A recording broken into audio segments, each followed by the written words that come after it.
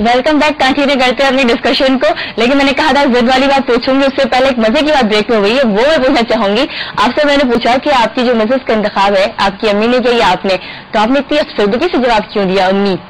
नहीं, अम्मी का हमेशा फैसला अच्छा ही होता है, इसलिए तो अम्मा माँ वो एक्सप्रेशन तो आपका कट गया ना ब्रेक में जाके, आपने कहा अम्मी। हाँ, नहीं मैं आपको ये बताऊं, कोई चॉइस थी, कोई ऑप्शन था? नहीं, मैं आपको बताऊं, मैं 1969 में अमेरिका गया था। 30 सितंबर 69 को गया, 30 सितंबर 73 को आ गया, 4 साल पूरे कर लिए, एग्जैक्ट डेट थी। तो मैं 72 में मैं और मेरे भाई रफीक भी अमेरिका में साथ ही गए थे, वो अलग कॉलेज में थे, मैं अलग था। तो वालिदा ने कहा उस जमाने में ना मोबाइल थे ना कंप्यूटर थे, तो बात होती नहीं थी। मैं कैसेट टेप कर करके भेजा करता था 15-15 दिन। तो वालिदा का हुक्म आया कि जी आप शक्ल दिखा जाओ। इधर आ गए, दोनों कहा जी आपको तो आपकी मंगनी करनी है दोनों भाइयों की। मैंने कहा जी ये क्यों मेरे ऊपर ये बोझ डाल रहे हो? बोलता नहीं।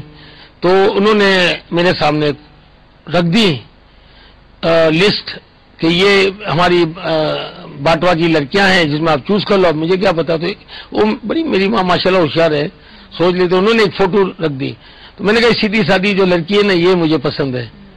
तो इत्तेफाक से वो 5 हफ्ते के लिए आया। उस 5 हफ्ते में बात की बात बनी और माशाल्लाह मेरी मंगनी हो गई, भाई की भी हो गई। आपने सोचा इसके आगे मेरी जिद चल सकती है तो ये सही है? हाँ, नहीं मैंने कहा ये मुझे सही है, लग रही है। बैकग्राउंड तो इतना पता नहीं था, लेकिन मैं हमेशा इंटेलेक्चुअल और मैं बातें भी ज्यादा करता हूँ। मेरी वाइफ बहुत कम बातें करती है, सोच समझ के। तो आपने बैलेंस रखा है? मेरा बैलेंस अच्छा हो गया। तो मैं और जिस दिन हमारी मंगनी का वो खाना वगैरह था, उस दिन कराची में झगड़े हो गए। आपको याद होगा थे जब 72 की बात है। हाँ, नहीं आपको तो याद नहीं होगी। तो फिर वो खाना जितना था वो सामने वो जो आइडर हम तो पुरानी नुमाइश में रहते थे, कोने में बंगला था, सारा खाना उधर भेज दिया, उनके नसीब में आ गया। मंगनी हो गई, मैं तो भाग गया फिर अमेरिका, बाकी था मंगनी हो गई। चलें जिद पे आते हैं। आप तबीयत में आपकी जिद बहुत पाई जाती है, आप कहते हैं कि जो बात आपने कह दी वही होनी चाहिए। अब वो कैसे जिद करते हैं, प्यार से करें या हड्डलमी के साथ करें, क्या तरीका होता है? जिद तो अभी जिद आपकी मतलब किस तरह जिद? एक तो होता है ना कि मैं वो जिद्दी नहीं हूँ, जैसे बाय कैरेक्टर या बाय नेचर जिद्दी नहीं हूँ, लेकिन मैं अगर समझता हूँ कि मैं सही हूँ तो फिर वो अना का मसला बन जाता है। और कभी कभार अना का मसला जो होता है वो बड़ा नुकसानदेह भी होता है। तो मैंने बड़े काम ऐसे किए जो मैंने अना की वजह से अपनी जिद की ये मैं जिद भी ले लें, लेकिन मैं बड़ा सीधा साधा बंदा हूँ। आई है ये तो आपकी बेगम समझना चाहिए क्या कितने।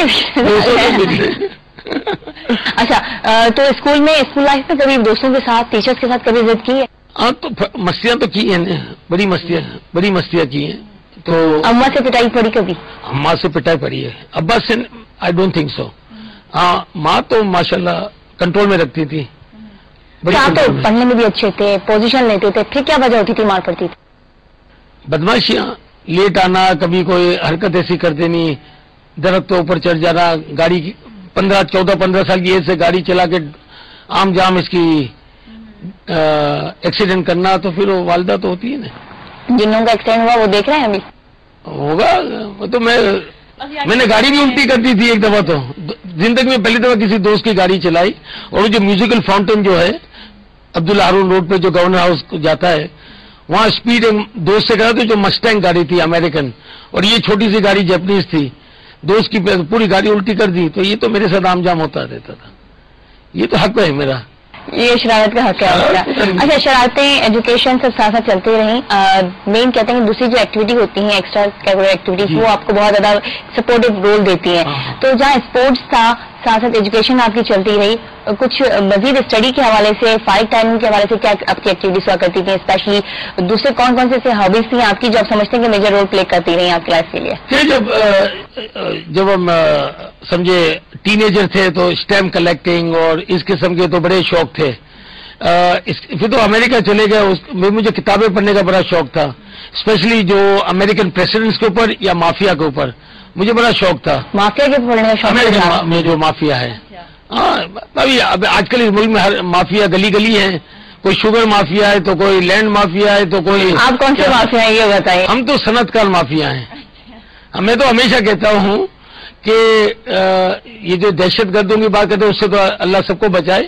ہم صنعت کاروں کے دہشت گرد ہیں. یہ سینسر کرتے ہیں دہشت گردی کون سی کرتے ہیں آپ لوگ، الگ بات ہے.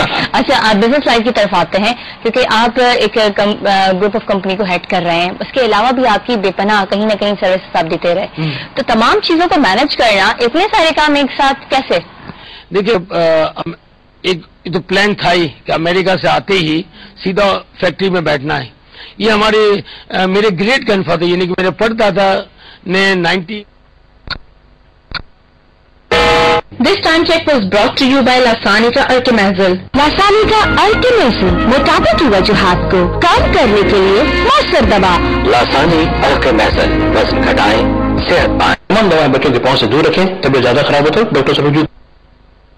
جب انڈیپینڈنس ہوا تو جب 40 برانچیں تھی تو بزنس تو سیٹ تھا. بنگلہ دیش میں بھی پارٹیشن کے بعد ہمارا جو ایسٹ پاکستان تھا، کراچی چل رہا تھا، ہم تو پڑھتے تھے. جب میں اس فیکٹری میں آیا تو مجھے انہوں نے ساری چیزیں سونپ دی. ہمارے چچا اور یہ بھی ساتھ تھے. ساری چیزیں ایڈمنسٹریشن اور کچھ فائنینس اور اکاؤنٹس اور لیبر اور یہ ساری، میں تو بالکل رنگروٹ تھا. تو مار کھا کے سیکھا میں نے. تو میں نے جو ہمارے مزدور تھے میں نے ان سے رپو بڑا اچھا بنایا. آج بھی میں کتنے آپ کو مزدور فیڈریشن والے بولیں گے کہ مجید عزیز تو ہمارا ممبر ہے. آج بھی میں ویب کاپ بنائی ہے، امپلائیز فیڈریشن جتنے بھی ILO کے میں بڑے اٹینڈ کیے، تو میرا ان کے ساتھ بڑا اچھا رپورٹ. تو وہ جو ٹریننگ مجھے وہاں ملی وہ میرے کو آج کام آئی. ٹریننگ کام آ رہی ہے. میں یہ پوچھ رہی ہوں کہ آپ مختلف جگہ سروسز بھی دیتے رہے اپنے بزنس کے علاوہ بھی، پھر چیمبر ہے، فیڈریشن کے فورم ہے، تمام ایکٹیویٹی ہے، ان تمام چیزوں میں انوالومنٹ اور پارٹیسپیشن، سوشل ایکٹیویٹی بھی ساتھ چل رہی ہے. ٹائم مینجمنٹ کیا ہے؟ نہیں، میں جب آیا اور